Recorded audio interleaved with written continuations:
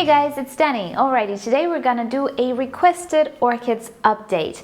I went through the comment section, I made a list of the orchids you guys wanted to see, so that's what we're gonna do today since we answered questions yesterday. So without further ado, these are the orchids you wanted to see, and let us just start with the Twinkles. So about a month or a month and a half ago, I was complaining that my twinkles do not want to grow very fast in the sense of flower spikes. They seemed to take their sweet time to develop, and although both twinkles and the cherry babies developed their flower spikes pretty slow, this was a little bit too much. I had these flower spikes on them for the past 4 months. Wasn't pretty. And so I thought it was a light issue since these orchids were kept under lights. So I moved them to brighter light. I eventually moved them outside due to another experiment or a video, and now they're back inside. But I wanted to show you the result of that extra light. There we go. My twinkles are now full of branches and of buds just waiting to open. And I'm not sure if you remember, but their flower spikes were just bare. There was nothing there. I have a few more twinkles there, hope you can see. They grew a ton of branches, so pretty much that's what I was expecting them to do. But I believe that if I would have let them under artificial light, I wouldn't have gotten this show right now. I'm not sure how much they would have taken their time, but yeah, it was a light issue, I presume. And now they're all branching out, and I suppose this month we will have them on bloom. So that's great because they're going to be entered in December's contest. So because some of you have asked how is the experiment going along, if it was the light issue, I believe it was the light issue. And even though the flower spikes were already pretty big, pretty large when I moved them to stronger light, I didn't notice an increase in speed of growth. Quite a few of you guys wanted to know how the long stem Phalaenopsis is doing, and here she is. Ever since I purchased and repotted her, she grew 2 leaves here and another one on her way. As you can see, they're pretty tiny in comparison to the older leaves, but the old leaves stiffened up, and I am very happy that the new leaves do not have the damage that the older leaves had. I suspect it was indeed spider mite damage. This orchid was treated for spider mites with my particular way, my preferred way actually of treating them, so she has no spider mites now. New leaves look nice. So this orchid did not have the orchid flag virus. It would have transferred to the new leaves as well, so I'm pretty happy. But as you can see, it is a recovery period we are talking about here. I'm not sure if this orchid will bloom. I do not see a flower spike so far, and most of my Phalaenopsis have started to spike. But I do see quite a lot of root production, and there we go. I can lift this orchid up. Mind you, I have clay medium inside, it's very heavy, and if I can do that, I know there are roots in there. You might ask, why don't I just take it out?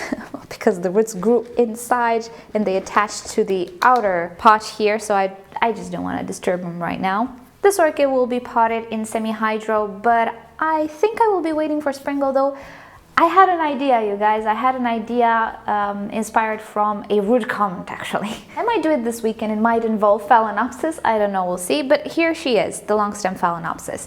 And P.S. you have the initial videos for these orchids, if there is an initial video, down below in the description, so you can see how they looked like. You can make a comparison with then and now. And P.S. some of you always suggest that I put the date on my videos. You can always see the date if you expand the description below. If you're on a PC, you will just see the date of upload right under the video. If you're on a mobile device, all you need to do is expand that description and you'll see when the video was uploaded. So really there's no point in me adding a date to it because YouTube does that for me. Next up, you wanted to see the Tolumnia orchids, and well, there's something to say about the Tolumnias. Alrighty, first of all, most of them, they're okay. As you can see, they are not grown in semi-hydroponics. They say they don't like moisture all too much, and I was a little bit afraid of damaging their root system or of actually even losing them if I put them in semi-hydro. So I just wanted to make an emulation first.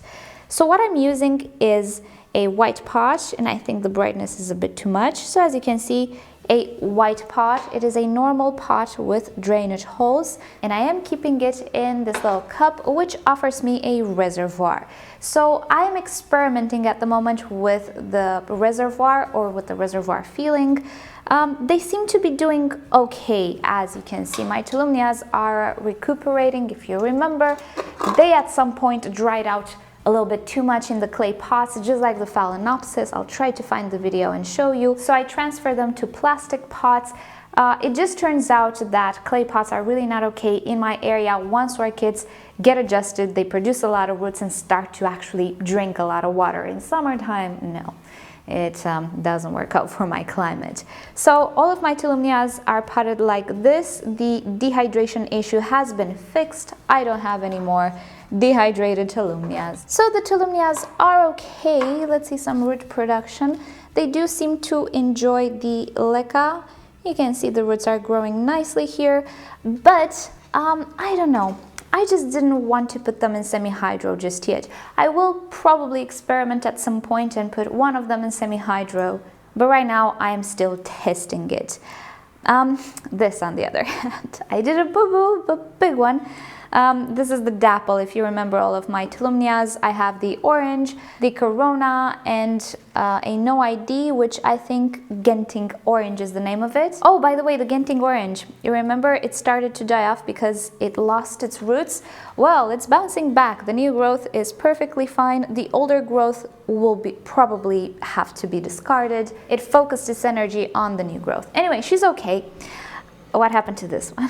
Yeah, I tried something. It just goes to show how weird I can be sometimes. I wouldn't put my Tolumnias in semi-hydro. On the other hand, I would mount it on a water cylinder. And it didn't go so well, as you can see. So I did this before I left, which was a mistake. I should always sit by my orchids when I'm trying something new, but I thought, hey, what's the worst that can happen? This. So I tried to place this Tolumnia on a water cylinder. If you're not acquainted with them, I tried them a while back, 2 years ago. I'll link it down below to a video. I thought, well, in this climate, maybe it's gonna go better. And I did receive an orchid which came on a water cylinder, and I thought, well, I'm gonna try with a Tolumnia since, you know, Tolumnias like air but moisture at the same time. It should work fine, right? No. So with this Tolumnia, things went terribly wrong. You can see she's extremely dehydrated. I think she lost quite a few roots. I just need to pot her back in her pot. Let's say the silver lining in this whole situation is that we learned something. All of these Tolumnias were kept in the same place. Do you see the red pigmentation on the other Tolumnias versus this one? It's a difference, isn't it? So the more stressed or even dehydrated in our case an orchid is, the more sensitive it gets. So you know how I'm always saying that sick or stressed orchids are more sensitive than healthy orchids? There you go. That's exactly what I'm referring to. And I obviously didn't mean for this to happen, but since it did, let us make something informational about it and useful and learn from our mistakes. So this Tolumnia will be potted like this because they seem to be doing quite well like this. And about semi-hydro, I don't know. I will experiment. Right now we're in the simulation period where I can, let's say, control dryness better. In semi-hydro, I can control moisture better, while in this pot, I can control dryness better, but the moisture level, not so much. So far, so good though.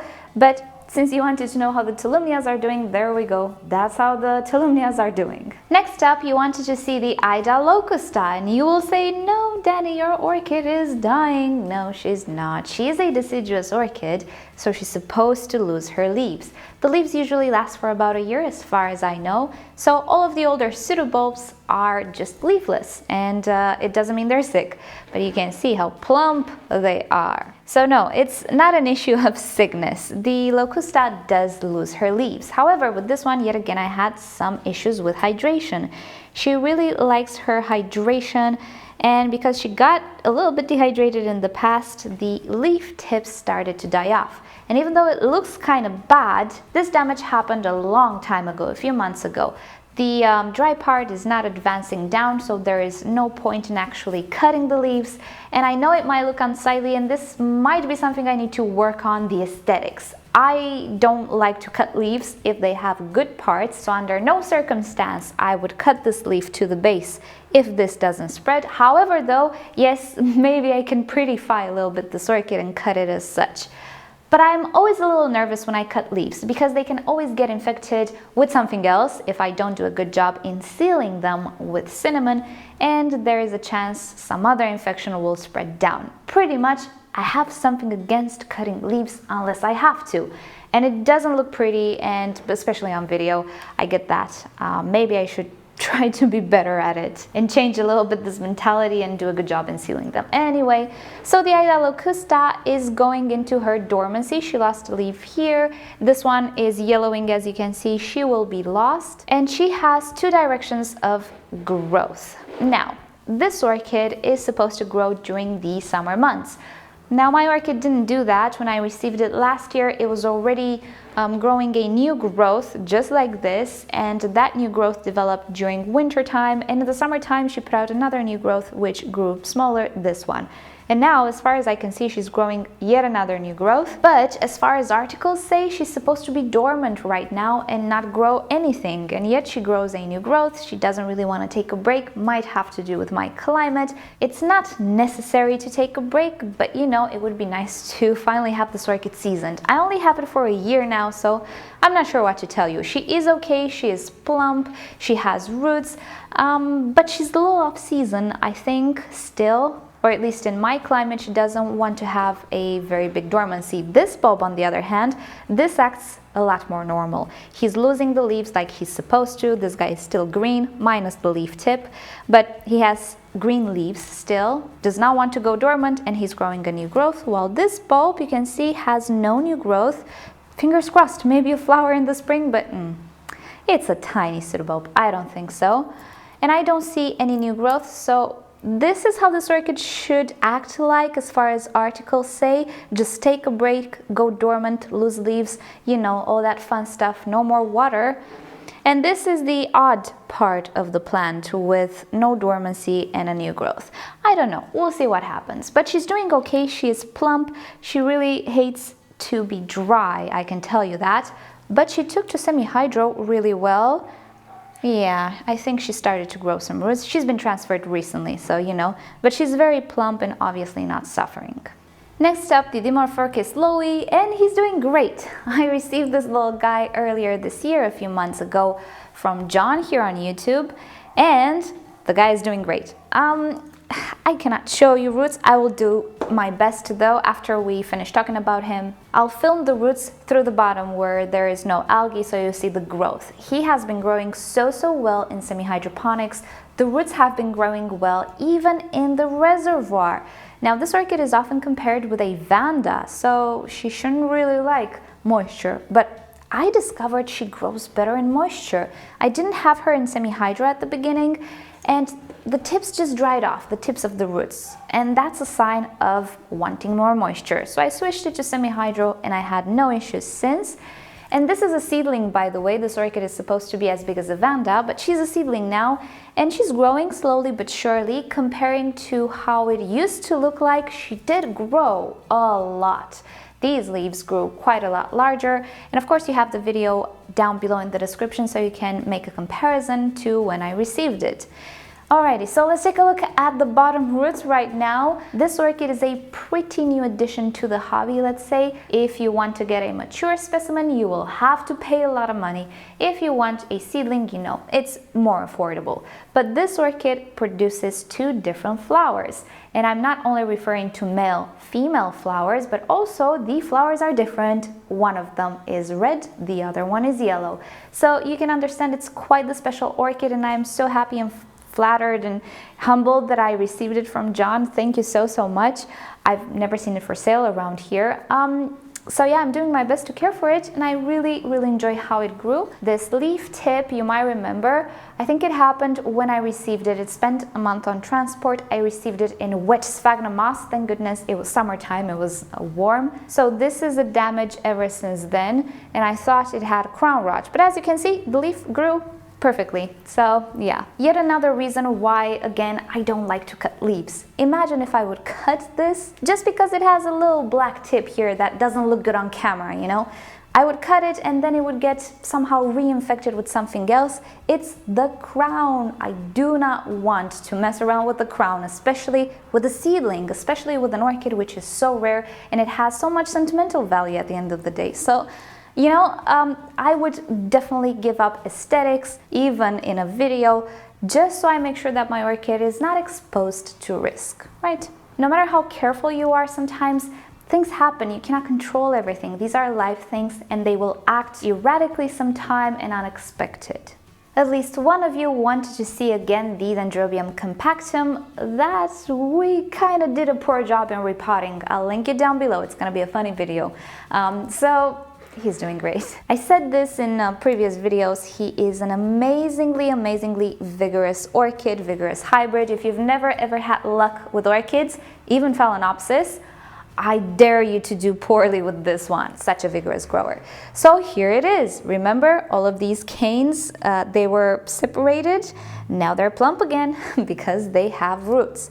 The only section of the plant which is doing poorly is this in the back. And you cannot see. There we go. So the section in the back, I had a little bit of a, I think it was seedling growth there. You can see not very big canes. This is dying back. It has some keikis. So the next thing we will do, I do want to repot this guy.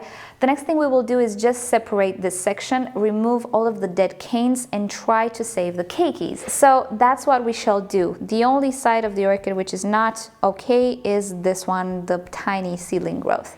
The other pseudobulbs, look at them. Look how plump they are. And in case you didn't notice, we are full of spikes continuously. The flowers seem to last an eternity, and if that's not enough, we seem to be producing spikes like crazy. Even this little guy, this little cane here, he has a little flower spike too. Only 1 or 2 buds, but it's okay. The bigger canes obviously have more buds and longer flower spikes. So yeah, you guys, he's doing marvelous, which is good because I really did a poor job in repotting him. Another orchid you requested, and I didn't show you in a lot of time, is one of my favorites, if not my favorite orchid, the Rachara Francis Fox. She is doing marvelous, as you can see, and this one was in bloom for me. And if you didn't see her in bloom, check the description down below. You have to see the flowers of this orchid. So this is the cane that was in bloom last year, or actually no, at the beginning of this year. And ever since then it produced this growth, which didn't bloom. It grew in the summertime actually, and immediately after it matured, it started to produce this new growth. And I see something. Oh, we might actually have a flower spike, which is strange because last year it took forever for this flower spike to grow. And when the pseudobulb matured, I didn't see anything in the middle, not a sheath, nothing practically. And after a month or so, something started to grow. So this is weird. Do I see something? No, I cannot see anything inside. But yeah, I think I see a shadow of something. Who knows? I'm not gonna say anything. It would be marvelous for this one to bloom again. I think she's a one-time bloomer, or actually what I wanted to say, blooms once per year. I think. I'm not entirely sure. I don't have her long enough. But as you can see, she's doing great. She loves semi-hydro. I know many of you guys ask me, well, what about the orchids that require, let's say, more air, or they like to dry out, such as the Cattleya and Cattleya related orchids, Cattleya family. So yeah, even Cattleyas for me, they just love semi-hydro. They love the quantity of air. They love this really chunky medium at the end of the day, which is not suffocating. So I think that's the trick. I don't know, if you don't have luck with Cattleyas and semi-hydro, maybe try again. Keep in mind, Cattleyas, when you disturb them, they will lose roots. That's how Cattleyas work. There's no going around it. You will lose roots. So maybe with Cattleyas, wait until new growths, or actually new roots, start to grow, and then transfer them, just so you have more chances of success. If you really want to try out semi-hydro with Cattleyas, I love it. Cattleyas are some of the orchids that do great in semi-hydro for me. And I know Corina was saying she didn't know what she does wrong. I don't think you did anything wrong. There is a very high chance that you just had the wrong orchid for it.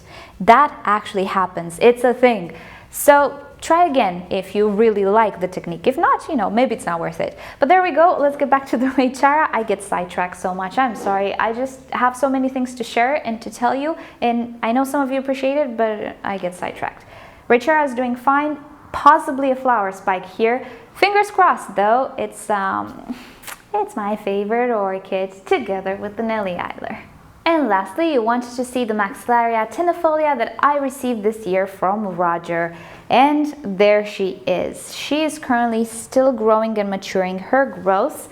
Now, this orchid was dehydrated for the longest time. What happened was Roger unmounted it practically from her basket. And the root system that she came with was not necessarily in the best of conditions. As he was saying, it was unnecessary on basketing. And also not many of them made it in my care as well. Many of them died. So for the longest time, the orchid was incredibly dehydrated. The pseudobulbs, and you might notice, they still have a bit of wrinkling. They were like a leaf. They were as thin as almost paper, and I'm not exaggerating. I was slightly concerned. I was watering this orchid and showering it pretty often. And she started to produce roots. You can see she's not wobbling around, so finally she managed to produce enough roots to hydrate all of this growth. So as a consequence, the new growth production was delayed. She's working on them just now. You can see them, they're not mature. But that is okay because my winter is sunny, so she will grow in sunny conditions. She is residing in the sunniest part of my greenhouse. On the shelf you see behind you, receives direct filtered sunshine almost all day. And finally, she is doing okay. Now, this orchid is an easy grower, is easy to care for, and bounces back readily. She just wants water and sun.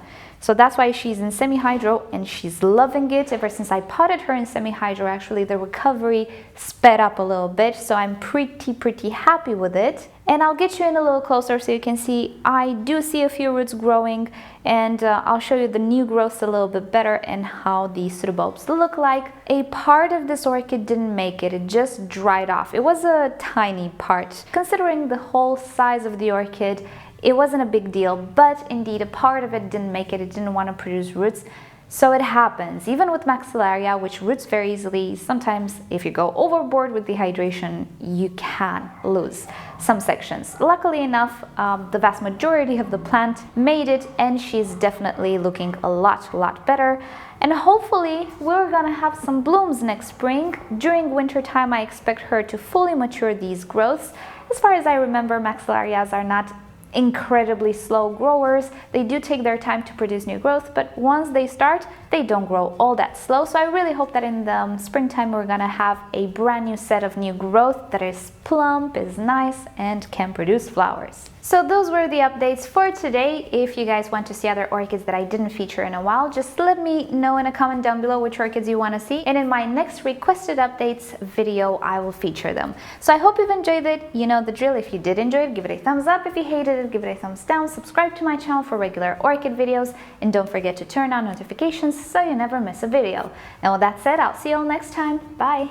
So due to all of the comments you left me on yesterday's video, I'm glad to see that you guys are okay with the post and are okay with me sharing other maybe different stuff with you. I would never do a video that has nothing to do with plants and orchids in general. That's just something you will not see on this channel. You subscribe for videos with orchids and plants, although everything has shifted to the gardening channel. That's what you will get. However, though, in the post I might share a picture with Milo, let's say from time to time, or a short little video. I'm not sure, can I? Maybe I can share short little videos with Milo. He's a doll of a bird. I love him to bits, so I really want to share that with you. So due to popular demand, I will share those types of stuff with you in posts, not in videos. And if you get annoyed by them, you always have the option to turn off the notification for the posts on your mobile devices. And yeah, who knows, maybe we'll find some fun ways to use that option, the community tab. So yeah, I'm quite excited to share more of me and what I do with you guys.